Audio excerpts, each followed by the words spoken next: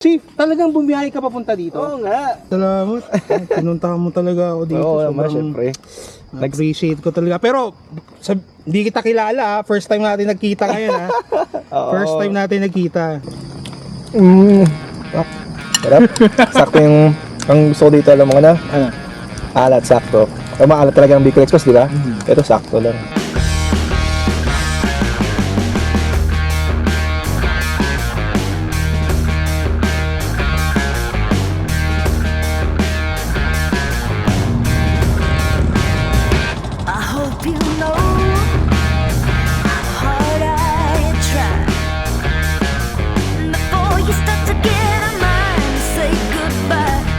Okay, so pinukuloan ko na yung chicken kanina. Baka, mahampok. O, bigyan mo na sa bag. Ano to? Kape natin? Hindi, kape mo, sa bahay.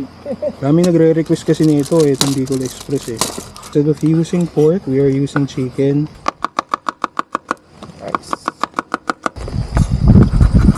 So we're adding oil. Add our garlic first. Okay, tapos yung onion. Okay, konting. Tama na natin to. Nice. Lagyan natin ng konting alamang. Sasama na natin to. Ito, wala nang tinanggal ko na yung buto. Makainin na lang natin. Sakto yan, hanggang may mauwi pa.